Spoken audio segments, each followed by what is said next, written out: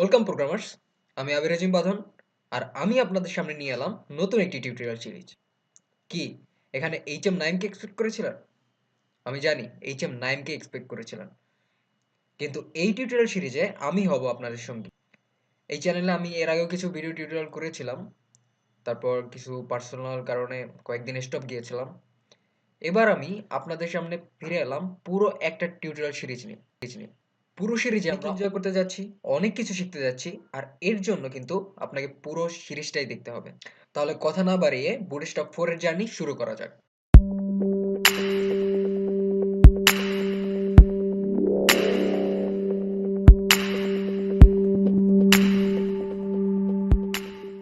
Journey শুরু করার আগে প্রথমে আমাদের যে জিনিসটা জানতে হবে সেটা হচ্ছে বুটস্ট্র্যাপ কি। বুটস্ট্র্যাপ হচ্ছে সিএসএস এর একটা open source front end framework, যেটা আমাদেরকে ওয়েব পেজ রেসপন্সিভ করতে সাহায্য করবে। আর এটা আমরা করতে পারবো শুধুমাত্র কয়েকটা সিম্পল ক্লাস ব্যবহার করে। আমরা যদি getbootstrap.com এই ওয়েবসাইটটাতে ভিজিট করি, এটা হচ্ছে বুটস্ট্র্যাপের অফিসিয়াল ওয়েবসাইট, তাহলে আমরা এখানে লেখা দেখতে পাবো build responsive mobile first projects on the web with the world's most popular front end component library. আচ্ছা, তাহলে সবই বুঝলাম। এখন আমাদের মাথায় যে প্রশ্নটা ঘুরপাক খাচ্ছে সেটা হচ্ছে রেসপন্সিভ কি জিনিস, আর কেনই বা আমাদের লাগবে রেসপন্সিভ। আমরা যখন কোনো ওয়েবসাইট ডিজাইন করব তখন আমাদের এমনভাবে ডিজাইন করতে হবে যাতে আমাদের ওয়েব পেজটা সকল ডিভাইস সাইজের জন্য কম্প্যাটিবল হয়। এর মানে হচ্ছে স্মল সাইজের ডিভাইসের জন্য যেমন মোবাইল, বা মিডিয়াম সাইজের ডিভাইসের জন্য যেমন ট্যাব, অথবা কোনো লার্জ সাইজের ডিভাইসের জন্য আমাদের ওয়েব পেজের ভিউটা নষ্ট না হয়ে যায়। আর এটাই হচ্ছে রেসপন্সিভনেস। আমি রেসপন্সিভ না এমন একটা ওয়েবসাইটের যদি আপনাদের ডিজাইনটা দেখাই, যেমন এটা আমি যখন প্রথম HTML CSS শিখেছিলাম তখন এই ওয়েব পেজটা ডিজাইন করেছিলাম। এখন আমি যদি এই ওয়েবসাইটের সাইজটা ছোট করি, অর্থাৎ কন্ট্রোল শিফট আই প্রেস করি, তাহলে আপনারা দেখতে পারবেন এই ওয়েব পেজের ভিউটা পুরোটাই নষ্ট হয়ে গেছে। আমরা যদি একটু নিচে স্ক্রল ডাউন করি, তাহলে এখানে দেখতে পারবেন যে এই ইমেজগুলো আছে একটা উপর নিচে চলে গেছে, পুরো ভিউটাই নষ্ট হয়ে গেছে। আর একটু যদি ছোট করি, তাহলে এর ওয়েব পেজের ডিজাইনটা আরো বেশি নষ্ট হয়ে গেছে, কারণ এই ওয়েব পেজটা রেসপন্সিভ না। আমরা যদি এখন ফুললি রেসপন্সিভ একটা ওয়েব পেজের ডিজাইনটা দেখি, ধরুন এই ওয়েব পেজটার ডিজাইনটাই দেখি, যদি কন্ট্রোল শিফট আই প্রেস করি, তাহলে দেখতে পাবো ডিভাইসের সাইজটা যদি ছোট হয় তাহলে এর ডিজাইনটা নষ্ট হয়ে যাচ্ছে না, আর বড় করলেও সুন্দর লাগতেছে, একটু ছোট করলেও সুন্দর লাগতেছে। আমরা যদি একটু ভিতরে যাই, অর্থাৎ ডকুমেন্টেশনে ক্লিক করি, তাহলে আমরা দেখতে পারবো এখানে একটা সার্চ বার আছে, এখানে একটা হ্যামবার্গার মেনু আছে, যেটা ক্লিক করলে পুরা কম্পোনেন্টস গুলা এক্সপ্যান্ড হয়ে গেল। একটু যদি বড় করে দেখি তাহলে ভিউটা কেমন ছিল এর আগে। এর কম্পোনেন্টস গুলো ছিল এই পাশে, এবং সার্চ বারটা ছিল পুরোই বাম সাইডে। যদি একটু ছোট করি তাহলে আমরা দেখতে পারবো এখানে যে ডাউনলোড অপশন ছিল সেটা ভ্যানিশ হয়ে গেছে। আর আরেকটু যদি ছোট করি তাহলে দেখবো এখানে যতগুলো লিস্ট আছে, সব লিস্ট আইটেম গুলো আছে, নেভিগেশন বারটা আছে, সবগুলো উপরে আছে। এরপরে যে সার্চ বারটা বাম পাশে ছিল সেটা মাঝখানে চলে এসছে, আর এখানে একটা মেনু বার চলে এসছে। এটা যদি ক্লিক করি এই আইটেমস গুলা কলাপস হয়ে গেল, আবার যদি ক্লিক করি তারপর আবার এক্সপ্যান্ড হয়ে গেল। এইরকম যদি প্রত্যেকটা ডিভাইস সাইজের জন্য, অর্থাৎ স্মল, মিডিয়াম বা অথবা লার্জ অথবা এক্সট্রা লার্জ যাই হোক না কেন, সব ডিভাইস সাইজের জন্য যদি আমাদের ওয়েব পেজের ভিউটা নষ্ট না হয়ে যায়, তাহলেই আমরা বলতে পারবো আমাদের ওয়েব পেজটা রেসপন্সিভ। কিন্তু এখন দ্বিতীয় প্রশ্ন হচ্ছে, আমরা কি HTML এবং CSS দিয়ে ওয়েব পেজ রেসপন্সিভ করতে পারবো না? হ্যাঁ, আমরা অবশ্যই রেসপন্সিভ করতে পারবো। HTML এবং CSS এবং অল্প একটু জাভাস্ক্রিপ্ট মিশিয়ে দিলেই আপনার ওয়েব পেজটা রেসপন্সিভ হয়ে যাবে। কিন্তু এর জন্য আপনাকে প্রথমে CSS এর মাধ্যমে ওয়েব পেজ ডিজাইন করতে হবে, তারপরে মিডিয়া কোডের মাধ্যমে কয়েকটা ব্রেক পয়েন্ট ইউজ করতে হবে, এবং সবগুলো এলিমেন্টকে প্রত্যেকটা ডিভাইস সাইজের জন্য আলাদা আলাদাভাবে ডিজাইন করতে হবে। অর্থাৎ 11 ইঞ্চির জন্য এই ডিভাইসের ভিউটা কেমন হবে, 12 ইঞ্চির জন্য এই ডিভাইসের ভিউটা কেমন হবে, অথবা 500 পিক্সেলের নিচে হলে ভিউটা কেমন হবে। অর্থাৎ আপনাকে অনেক কোড লিখতে হবে। আর বুটস্ট্র্যাপের মাধ্যমে আমরা সবগুলো কাজ করতে পারবো কয়েকটা সিম্পল ক্লাস ব্যবহার করি। অর্থাৎ HTML ট্যাগের ভিতরে আপনাকে মাত্র কয়েকটা ক্লাস ব্যবহার করলেই আপনার ওয়েব পেজটা রেসপন্সিভ হয়ে যাবে। কিন্তু যাদের HTML এবং CSS নিয়ে আইডিয়া নেই, তাদের এই বুটস্ট্র্যাপের এই টিউটোরিয়াল সিরিজটা বুঝতে অনেক সমস্যা হবে। সেজন্য আমি অবশ্যই রিকমেন্ড করব আপনারা W3 স্কুল অথবা HTML CSS যেখানে ভালো রিসোর্স পাওয়া যায় সেখান থেকে আপনারা HTML CSS শিখতে পারেন। তারপর বুটস্ট্র্যাপের 4 এর এই টিউটোরিয়াল সিরিজটা দেখেন। যদি আপনাদের HTML এবং CSS এর এই দুইটা কোর টেকনোলজি নিয়ে আইডিয়া না থাকে, আপনি কিছুতেই সামনে আগাতে পারবেন না। কারণ ওয়েব ডেভেলপমেন্টের এই দুইটা হচ্ছে সবচাইতে কোর টেকনোলজি, যেটা আপনাকে মাস্ট জানতেই হবে। HTML এবং CSS দিয়ে যেখানে আমাদের অনেক কোড করে তারপর ওয়েব পেজটাকে রেসপন্সিভ করা লাগতো, সেখানে বুটস্ট্র্যাপের মাধ্যমে আমরা খুব সহজেই রেসপন্সিভ করতে পারি। আর রেসপন্সিভ করতে লাগবে শুধুমাত্র কয়েকটা ক্লাস। আর বুটস্ট্র্যাপের সব ক্লাসগুলো যদি আমরা ঠিকভাবে ব্যবহার করতে পারি, তাহলে আপনি নিশ্চিত থাকুন আপনার ওয়েব পেজটা রেসপন্সিভ হবে এবং তার সাথে পাবেন আপনি অসম একটা লুক। আর আপনাদের ব্রাউজার কম্প্যাটিবিলিটি নিয়েও চিন্তা করা লাগবে না।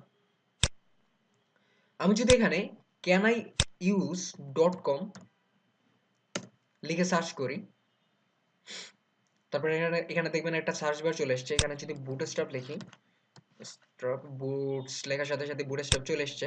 এখানে আমরা দেখতে পারবো ইন্টারনেট এজের সাপোর্টটা বুটস্ট্র্যাপ 4 এ এটা উঠিয়ে নেওয়া হয়েছে। আর এজের 17 ভার্সনে এটা সাপোর্টেড, ফায়ারফক্সের সব ভার্সনে এটা সাপোর্টেড, ক্রোমের সবগুলো ভার্সনের সাপোর্টেড, সাফারির 11.1 এবং টিপি ভার্সনের সাপোর্টেড, iOS সাফারির 11.3 ভার্সনের সাপোর্টেড, অপেরা মিনিতে এটা সাপোর্টেড না, ক্রোম ফর অ্যান্ড্রয়েডে এটা supported, UC browser for Android এটা পার্শিয়ালি সাপোর্টেড, স্যামসাং ইন্টারনেটে এটা সাপোর্টেড। সুতরাং আমাদের ব্রাউজার কম্প্যাটিবিলিটি নিয়ে বুটস্ট্র্যাপ 4 এ চিন্তা করা লাগবে না, কারণ প্রায় সব ব্রাউজারই বুটস্ট্র্যাপ 4 সাপোর্টেড। আর বুটস্ট্র্যাপ আমাদের আরো একটা জিনিস দেবে, সেটা হচ্ছে জাভাস্ক্রিপ্টের কিছু উইজেট দিবে, যেমন ক্যারোসেল, মডাল, অথবা টুল টিপস, এগুলো যেগুলো করতে লাগবে আপনাদের জাভাস্ক্রিপ্টের থার্ড পার্টি একটা লাইব্রেরি jQuery। তবে নিশ্চিত থাকুন আপনাদের জাভাস্ক্রিপ্টের এক লাইন কোডও লেখা লাগবে না। আমরা যদি এই সার্চ বারে ক্যারোসেল লিখে সার্চ করি, ক্যারোসেল, তাহলে ক্যারোসেল কি সেটা আমরা দেখতে পারবো। একটু নিচে গেলে এই যে ক্যারোসেলের একটা উদাহরণ দেখতে পাচ্ছি, এখানে স্লাইডগুলো চেঞ্জ হবে প্রতি সেকেন্ডে, কয়েক কয়েক সেকেন্ড পর পর। আর আর যদি আমরা মডেল লিখে সার্চ করি, মডেল কি যদি জানতে চাই, তাহলে আমরা মডেলের একটা উদাহরণ পাবো। একটু নিচে গেলে এই যে এইটাতে যদি ক্লিক করি, তাহলে দেখবো উপর থেকে একটা মেসেজ বার চলে এসছে। এখানে লেখা আছে, উহু we are reading this text in a model. অনেক ইন্টারেস্টিং। আর একটা টুল টিপস লিখে যদি সার্চ দিই, টুল টিপস, টুল টিপসের উদাহরণটা আমরা দেখতে পারবো। টুল টিপস কি, একটু নিচে গেলাম, এখানে ধর টুল টিপস অন টপ, টপে একটা টুল টিপ চলে এসছে। টুল টিপ অন রাইট, রাইটে একটা টুল টিপ চলে এসছে। এভাবে বটম, লেফট এবং টুল টিপ উইথ HTML, এগুলো সব কিছু আমরা শিখবো। আর বুটস্ট্র্যাপের মতো এরকম আরো অনেক CSS ফ্রেমওয়ার্ক আছে, যেমন ফাউন্ডেশন, সিমেন্টিক UI ইত্যাদি। আর তার মধ্যে সবচেয়ে বেশি জনপ্রিয় হচ্ছে বুটস্ট্র্যাপ ফ্রন্ট এন্ড ফ্রেমওয়ার্কের মধ্যে। সেজন্য আমরা চিন্তা করলাম আগে বুটস্ট্র্যাপ নিয়ে টিউটোরিয়াল সিরিজ করি। এরপরে আমাদের চ্যানেলে ফাউন্ডেশন, সিমেন্টিক UI এগুলো নিয়েও টিউটোরিয়াল সিরিজ থাকবে। কিন্তু যেহেতু বুটস্ট্র্যাপ সবচেয়ে বেশি জনপ্রিয়, সেজন্য আমরা চিন্তা করলাম বুটস্ট্র্যাপ নিয়ে আগে টিউটোরিয়াল সিরিজ তৈরি করি। আর এবার একটু বুটস্ট্র্যাপের ভার্সন নিয়ে কথা বলে নেই। এখানে আমরা দেখতে পারবো, এখানে যদি এই আইকনটাতে একটা ক্লিক করি, তাহলে দেখতে পারবো এখানে বুটস্ট্র্যাপের বেটা ভার্সন চলছে। আর এটা অলরেডি এখন ইন্ডাস্ট্রি লেভেলে ব্যবহার করা হচ্ছে। এর কিছুদিন আগে বুটস্ট্র্যাপের আলফা ভার্সন চলতেছিল, যেটা আপগ্রেড করে বেটা ভার্সনে পরিণত করা হয়েছে। আর বুটস্ট্র্যাপ 3 থেকে বুটস্ট্র্যাপ 4 অনেক বেশি আলাদা, অনেক ক্লাস ইনক্লুড করা হয়েছে, অনেক বেশি ক্লাস এক্সটেন্ড করা হয়েছে।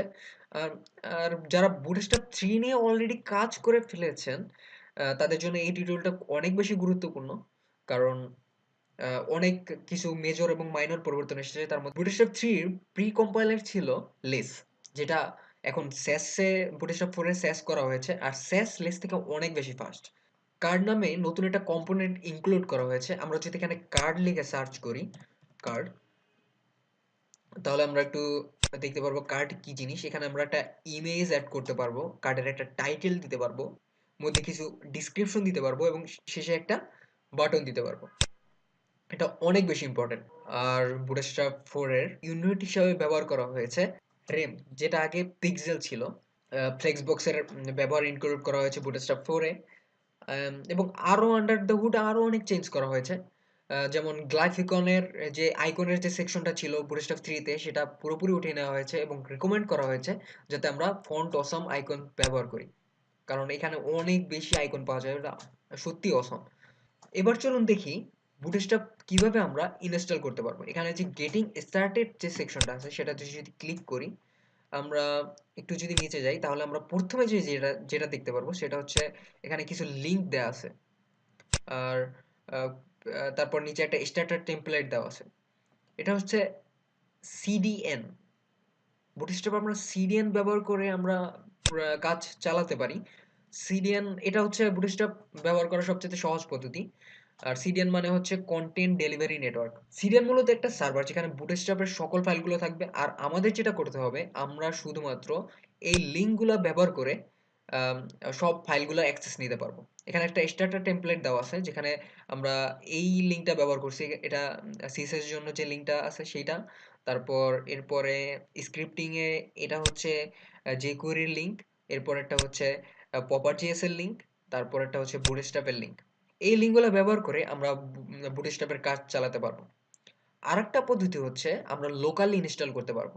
যদি আমরা এখানে ডাউনলোড করি, তাহলে Bootstrap ডাউনলোড হয়ে যাবে এবং জিপ ফাইল নামবে। এটা যদি আপনারা আনজিপ করেন তাহলে বুটস্ট্র্যাপের ফাইলগুলো আপনার লোকাল পিসিতে থেকে যাবে এবং এই ফাইলটা নিয়ে আমাদের আমাদের অর্কেস্ট্রেশনে এটা প্রোভাইড করতে আরো অনেকভাবে আমরা লোকালি ইনস্টল করতে পারি। যেমন npm এর মাধ্যমে আমরা ইনস্টল করতে পারি, অথবা ইউএমএন ব্যবহার করে আমরা ইনস্টল করতে পারি, অথবা বাওয়ার ব্যবহার করে ইনস্টল করতে পারি। আর এই টিউটোরিয়াল সিরিজে আমরা বাওয়ার ব্যবহার করি আমাদের পিসিতে লোকালি ইনস্টল করব বুটস্ট্র্যাপ 4 এবং আমরা কাজ করব। আর পরবর্তী ভিডিওতে আমরা বুটস্ট্র্যাপের বিভিন্ন ইনস্টলেশন দেখব, কিভাবে আমরা কাজ করতে পারি। কিন্তু আমাদের এই টিউটোরিয়াল সিরিজে আমরা বাওয়ার নিয়ে কাজ করব। বাওয়ার হচ্ছে ফ্রন্ট এন্ডের জন্য একটা প্যাকেজ ম্যানেজার। যেমন npm হচ্ছে ব্যাকএন্ডের প্যাকেজ ম্যানেজার, তেমনি বাওয়ার হচ্ছে ফ্রন্ট এন্ডের প্যাকেজ ম্যানেজার। বাওয়ার.io এই ওয়েবসাইটে যদি ভিজিট করি তাহলে এখানে দেখতে পারবেন websites are made of lot of things, frameworks, library, assets, utilities. Bower manages all this things for you. এটা সত্যি অসম। আমরা বাওয়ার নিয়ে বিস্তারিত কথা বলবো পরবর্তী ভিডিওতে, এবং পরবর্তী ভিডিওতে আমরা বুটস্ট্র্যাপ কিভাবে ভিন্নভাবে ইনস্টল করা যায় সেগুলো আমরা দেখব। আর এই টিউটোরিয়াল সিরিজে কোড এডিটর হিসেবে ব্যবহার করা হবে ভিএস কোড।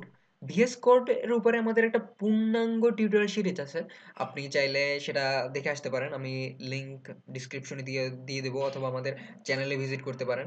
আর ওয়েব নিয়ে কোনো বেসিক কনফিউশন থাকলে আমাদের বিগিনার্স কোশ্চেন অ্যাবাউট ওয়েব এই টিউটোরিয়াল সিরিজটা দেখতে পারেন। কারণ এই বিগিনার্স এর মনে যত কোশ্চেন আছে, যেমন লাইব্রেরি কি, ফ্রেমওয়ার্ক কি, ফ্রন্ট এন্ড কি, ব্যাক এন্ড কি, এইসব ধারণা, এইসব কনফিউশন গুলো থাকে প্রথম প্রথম, সবগুলো সবার মনেই থাকে। আর এই কনফিউশন গুলো দূর না হলে আপনি কিছুতেই সামনে এগোতে পারবেন না, কারণ এগুলো হচ্ছে কোর নলেজ। আর আমি টার্মিনাল হিসেবে ব্যবহার করব গিট ব্যাশ। আর টার্মিনাল আমাদের এই টিউটোরিয়াল সিরিজে অনেক বেশি কাজে লাগতে যাচ্ছে। আশা করছি পরবর্তী ভিডিওতে আপনারা আমাদের সাথেই থাকবেন। আর কোনো কনফিউশন থাকলে কমেন্ট বক্সে কমেন্ট করতে পারেন। আর যে কোনো সমস্যার সমাধান আমার যতটুকু সম্ভব, আমি যতটুকু জানি ততটুকু দিয়ে আপনাদের সমস্যার সমাধান করার চেষ্টা করব। আর পরবর্তী ভিডিও দেখার আমন্ত্রণ জানিয়ে এখানেই শেষ করছি। আর থ্যাংকস ফর ওয়াচিং।